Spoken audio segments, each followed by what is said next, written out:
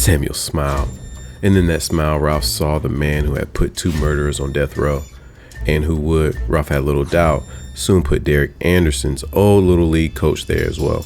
Just one more of Bill's boys.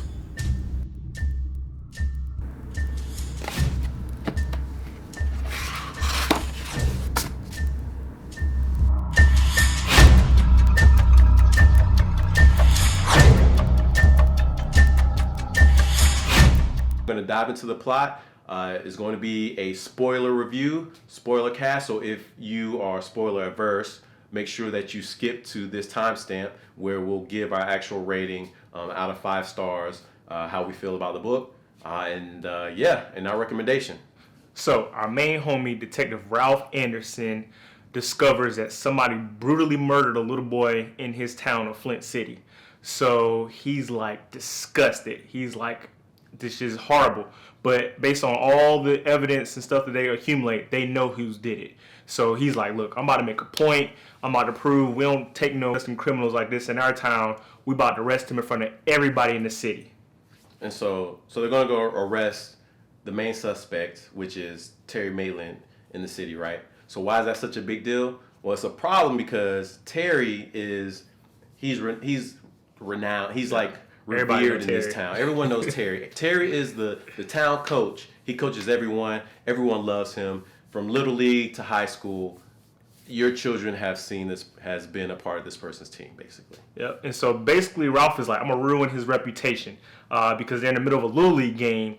And Ralph is like, arrest this nigga in front of everybody. Make him do a perp walk, read his rights, let everybody see what kind of monster he is. And obviously Terry's like, I'm innocent. I didn't do it. You know, everybody says that. But Ralph is like, we got DNA, we got fingerprints. Your ass is grass. You going 6 feet under. Right. And so they arrest him, right, in public in front of everybody. So they get to the precinct. Terry's able to get to his lawyer. I believe his wife calls the lawyer. Yeah, I think his wife calls the lawyer and basically tells him that 5-0 picked up my husband. Don't nobody say 5-0, man. All right. 12 picked up my husband, and now they got him locked up. But the crazy thing is, the night that they claim that he did something, he was actually in another town. He got an alibi. So Ralph is like, let me check his story out. I mean, he has a good reputation on town for being honest. So he goes to Cap City, and they find evidence of him actually being where he said he was. They got a video of him asking questions at some sort of book rally, teacher conference thing. And they even find fingerprints. So Ralph is like, we got prints there, and they got prints here. Cats can't be at 2 places at one time. What's going on? So at this point, basically, Ralph is like, I'm not sure this dude did it. Like, I mean, there's strong evidence that he did. There's also strong evidence that he didn't do it. So everyone's kind of confused, right? But the DA is like pressuring and saying, hey, listen, we got to get this dude due process. Yeah. Maybe he did it. Maybe he didn't. Let's just put him through the system and just do it the right way. Of course, you know, he got maybe a little bit better treatment versus if he looked like us, because we would have got hanged that same day, right? Just got a report back. Suspect Terry Maitland. I think he's some sort of coach around here in the city. Might have heard of him. Charged rape and murder of a minor? Sick. Gotta get these dirtbags off the street. Male, sex, most of the time they always are. Race, black son of guns. Officer, when you see him, don't be nice with him. Be rough. If you were to have to pull out and bust a couple caps, as they like to say, I'd make sure you get a nice vacation. As a matter of fact, don't do that. Throw his ass, in the back of the paddy wagon. I got a buddy who's got a private prison. We'll make sure he gets a nice long stay. So, so they take him to court. And he's walking up to the precinct, right? And so nobody's loving him at this point. The whole town flipped in 48 hours. There's nobody free Terry signs. No, they want that nigga to take his medicine. They want him to get either electrocuted or put his ass in the grass 6 feet under. And so while they're walking, chaos ensues. The crowd is wilding, people wilding. And so little Frankie, who got killed in the beginning, his older brother comes in there, sneaky with the hood on, got the gag, blah, pops Terry about 3-4 times. Yeah. So he shoots him. Crowds like basically disperse. Everybody's running every which way. Everybody's going crazy. And so Mr.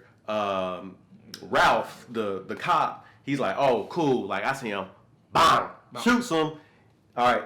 Little Frankie's older brother is dead. So why this is an issue, right? It's like, oh, shit, like, okay, cool. So little Frankie got mutilated, like, really, like, messed up. Okay? And then we have his older brother who just got shot. Popped in the head. Well, before even that, what put Frankie's older brother to the boiling point was his mother had a heart attack after the wake of the funeral, and she died. Yeah. So like this whole family's basically tore up. And then right after this happens, the father tries to hang himself. Crazy. And so in the midst of that, Ralph, he's adrenaline hits him, but he sees some weird looking cat just in the background, just enjoying the chaos, just like soaking it in. Yeah. And he's just like, what? But before he can do anything, obviously he has to try to see what's going on with Terry. Is he still alive? Crowds running everywhere. It's just chaos. So see, with his dying breath, Terry tells Ralph, like, I didn't do it, man. And not on some OJ, like, I didn't do it, but like, for real, like, I didn't do it. And so Ralph is just like, man, shit, like, this just don't make sense. So as cops tend to do after they shoot somebody, he gets paid vacation and has to just sit on the sidelines for a while. And while he's sitting on the sidelines, the cops basically bring in another person to work his case. Detective Jack Hoskins, a nigga who got like 8 sniper rifles and like 20 pistols. American Sniper. Real, cop style, to work his case while he's sitting out. Yeah, so Jack Hoskins is like basically like a drunk. He was drunk on duty. And He did. But anyway, so Ralph had to pull him in, to do some detective work to cover for him. And that pisses Jack off because Jack doesn't like Ralph. They really don't like each other. Yeah. Some petty shit from back in the day. So, Eunice Sablo, right? Like when Big Yoon, when like a dope character name, we like it. Eunice Sablo calls out and says, "Hey, yo, Jack, there's a report of some evidence out in the barn, out in the cut." And so Jack's like, "All right, I guess I gotta go do this bullshit." So he goes, but he goes hella late because first he has to go get drunk and stop at the strip club. Gentlemen Please is the name of the strip club. So something like that. So he goes to the strip club, gets drunk, then goes out to the barn to investigate the stuff. Everybody gone by then. He's out there alone. So he goes out there. He's by himself. He goes into the barn. It's like probably one of the creepiest moments in the book. It is. Bar none. One of the creepiest parts. Yeah. So he goes in there. He's looking around. And then all of a sudden, like, it just gets real creepy and eerie.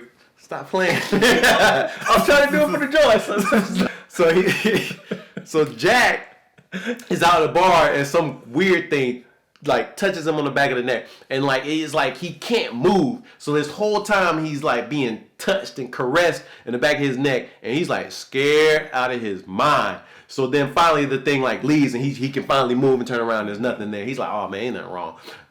So he like speeds out of there. He's in denial. So he gets home. He sleeps off his drunkenness. Wakes up, hungover, has the shits. Goes uses the bathroom, and then literally shits because he's scared because there's somebody hiding in his like behind the curtain or the curtain in the tub. Yeah. Right. And so he sees like this like shadowy thing back there. It's like weird like figure.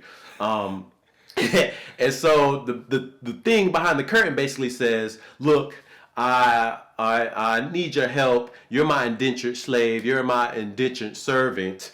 And basically I need you to do some stuff for me when I call on you. And if you don't, guess what? I put some cancer in the back of your neck. And if you don't comply, I'm going to just let you croak over and die.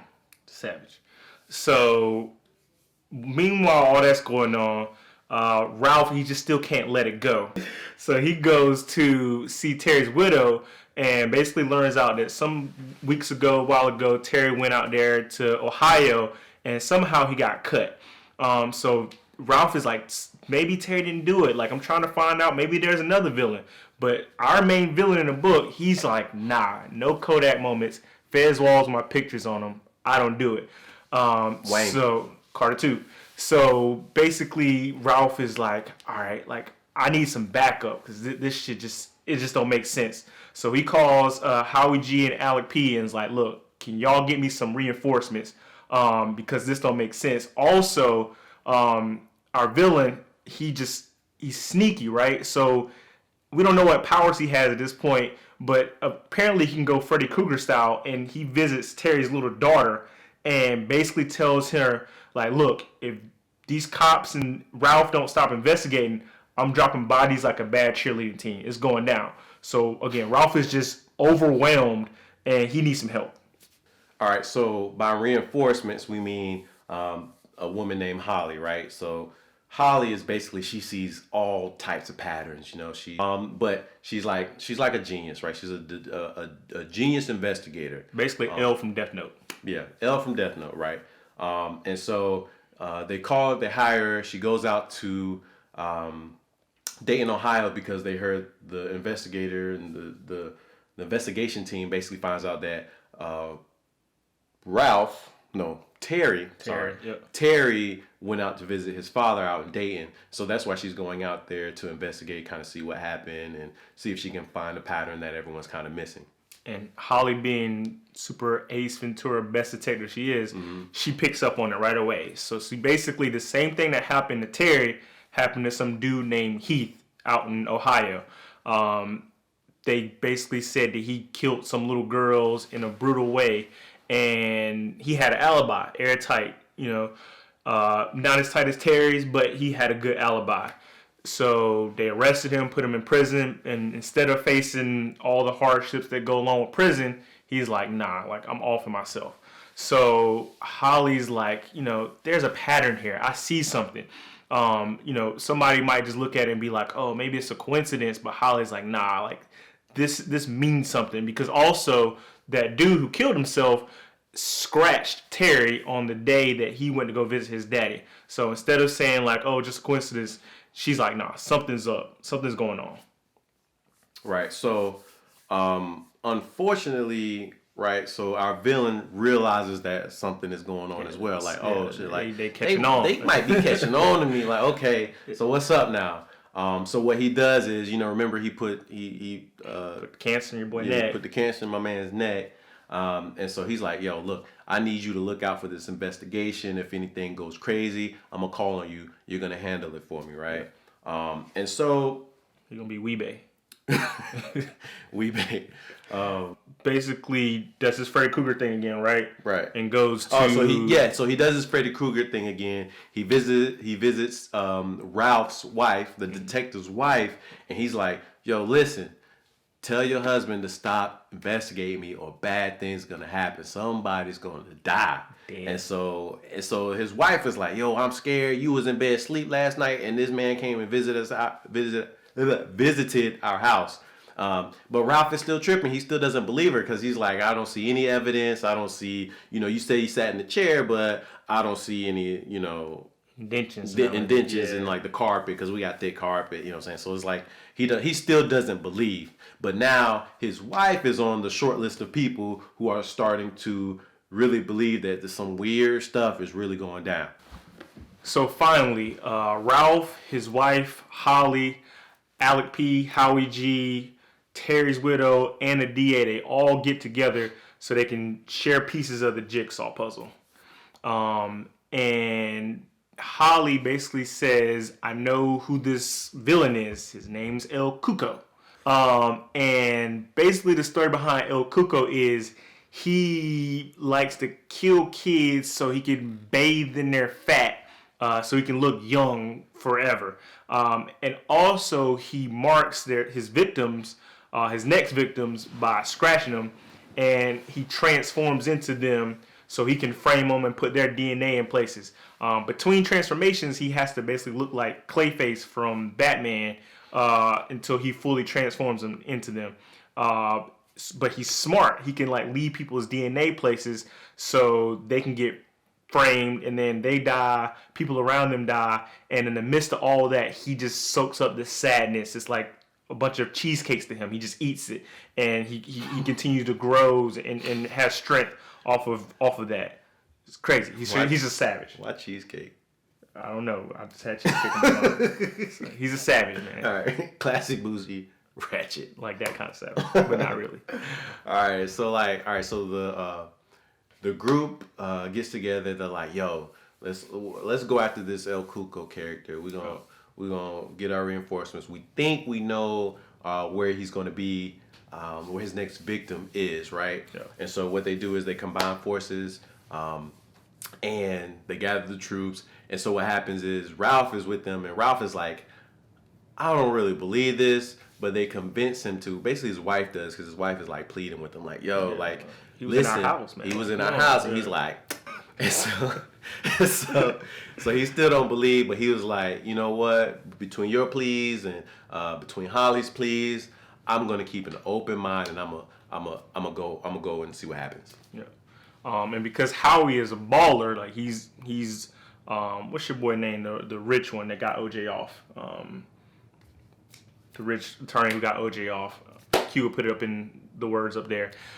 He takes a private jet to go visit Claude Bolton, who they believe is the next victim of El Cuco. You must have quit if the glove don't fit. Who Yeah. said who? I can't think of it right now, man. Anyway, We go whack. ahead. So they fly to go visit Claude Bolton, who is the security, and he's also the last person that Johnny Cochran. That man, yep. He's also the last person that Terry or El Cuco, fake Terry, met and scratched. So the group is like, yo, he's gonna get Claude Bolton next. He's gonna frame Claude Bolton and kill other kids and people around Claude, and it's just gonna be bad. But if we can get there before he can do it, maybe we can stop him. Maybe we can intervene. And so they meet Claude and his mama, lovey-dovey. Love it. And okay, probably I said that what's his name had like one of the best character names. What's his name? Yoon Sablo. Yeah. Like actually, I think you really liked his name. I like the. I think I was a fan of Lovey. Lovey cool too. She's like a very minor character. She plays a major role, minor character, but she has an awesome name. Yeah. I love. If I have a daughter, you're not gonna name your daughter. She won't. Simone She's not gonna let us do it. But a good point. One of the reasons why Lovey plays a big role is because she tells the whole crew that comes to help her son out that basically all of Claude's and her relatives, they died in this big underground cave some years back. And the gang figures that's important because El Cuco, he, in the middle of his transformation, he loves being around the relatives, the dead relatives of the victims that he's going to turn into. It kind of just helps him take in the ancestry or DNA or whatever the hell it is. So that's important. It's weird. He's like some twisted version of Disney's Coco. I don't understand it, but that was a good movie too. That was a good movie. Yeah. I watched it the other day too. You did, nigga. I did. I played it back. Disney Plus. Oh, it is on Disney Plus. Yeah. So, yeah. All right. Yeah. All right. So the gang decides they're gonna run up on El Cuco and put his dick in the dirt. Yeah. Anyway, he's like, shit, y'all ain't gonna catch me slipping. So he compels his underling, Jack Hoskins, to go up and get on like a sniper's perch and basically blast these mugs and send them to the other room. And that's exactly what he does. Howie P, or Howie G, and Alec P, they get dusted real quick. Bam, bam. And my man Yoon almost loses an arm. So while he's up there playing Call of Duty Sniper, blah, blah, blah, I don't know if it was just they were fortunate or the man upstairs was looking out. A snake comes through, bam, bites Jack's ass. Nigga nuts to knees. Just keep biting him. And so the snake fills him up with venom just like he was filling everybody up with lead. And Ralph and Holly, they're able to escape. And so, but El Cuco's like, I don't care if you hurt or what bit you, get these niggas. Do not let them get to me. So he stumbles out there, tries to get to him. But since he's all hurt up, my man Ralph is able to get the drop on him. And he talks to him for a little bit, but he's like, fuck it. put him down. Bam. He puts the nigga down. The end of Jack Hoskins. All right, so Jack Hoskins is done. He's out. He's out of the picture.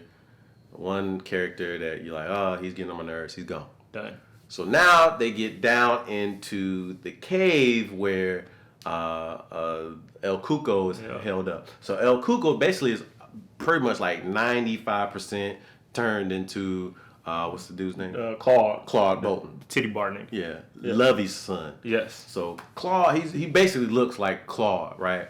And so they confront him and they start, asking him questions. So Holly is like curious. She wants to get the patterns and find stuff out. So she's asking him like, yo, you got any cousins? Day and them? Like, you got any little niggas where they hanging out at? Like, I need to know. And he's kind of like, oh, I got cousins? Where you seen them at? I thought I might have seen somebody like that. Did that happen in the book or was that in the TV show? No, it was in the book. She was asking about his family and shit like that. So cool. So that happens, and then But Ralph was like, fuck it. Ralph was like, nah, I just want to shoot him. But El Cuco was like, nigga, you can't shoot me because we in this cave and the stalagmites. One of them. If you shoot, they're going to come falling down and they're going to kill all of us. You don't want that to happen. Yeah. So Holly was like, that's cool because I'm smart as hell and I already thought about this. And side note, she pulls out her Happy Slapper. Yeah. Happy Slapper, which is basically like a bunch of like heavy stuff inside of like a sock. Yeah. So she pulls it out and she's like hitting him like, bam, it's almost like nunchucks. Yeah, like Jackie Chan. Yeah, she hit him like 3 times. Beat his ass. And so like basically burst his skull. Side note, or quick fact, or however you want to call it. Yeah. Holly was actually a character in Mr. Mercedes. Yep. Also by Stephen King. He connects all his worlds. If you haven't noticed. There's a SKCU out there. Yeah. So anyway, just a fact. People are outside beeping the horn. So. Where was that? Yeah, she beats his ass. She whacks him, and so all these like little snakes and stuff start slithering out his head, and they like go, so they like climbing up, they like save me, and she's like going up, and who is it with him? Ralph. Yeah. Ralph's falling behind him, and then the little snakes is like slithering up, but like they get out, they get away. Yeah, and El Cuco's done. So once they get out, they come together.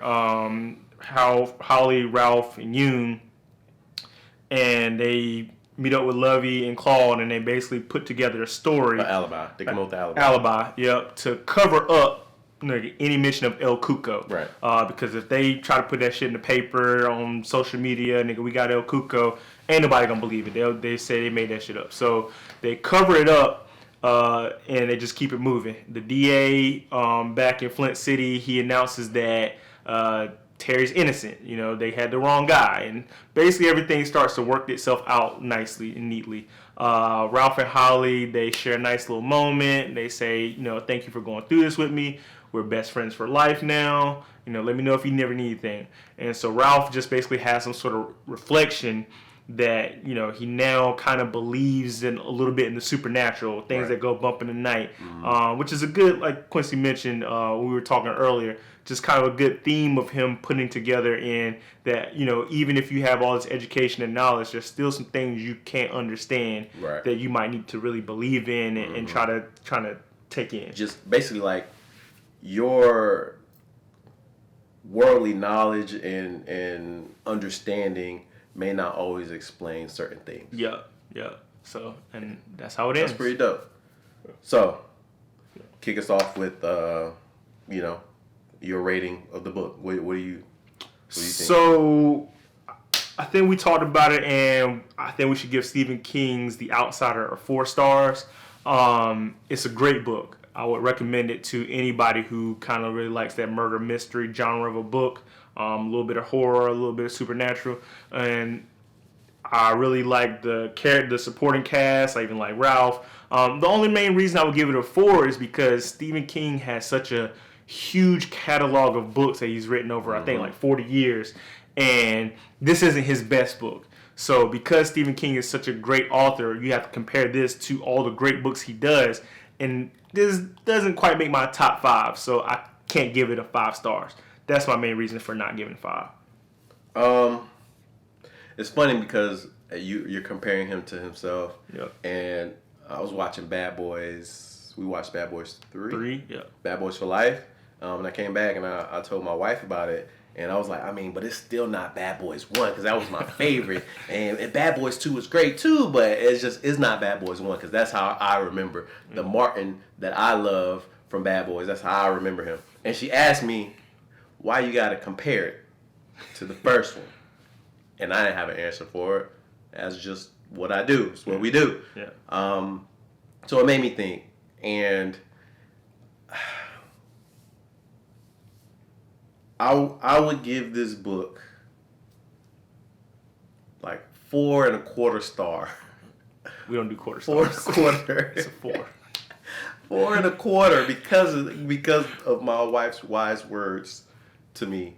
I mean, it's just like he said though, like all the great books Stephen King has written, like this one is good, but it's not up there. It's not really of that caliber. It's almost like he was just putting something out there because he got bored and he's like, I'm a great writer, so whatever I put out is gonna be good anyway. Facts. But it might not have been like something that was like, you know, he got, you know, it just doesn't seem like he pulled like some amazing inspiration from it and wrote it. Like some of his other books, a lot of the themes and stuff he put in there are really good because he's incorporating his life in there. Yeah. Like we'll talk about those books later, but like, you know, alcoholism, he suffered from, you know, he was an alcoholic at some point and things like that. I don't know if he had a couple of divorces or not, but he goes through like relationships and divorce and things of that nature. So it's like those things hit home and were really good in those other books, whereas this one was just kind of, you know,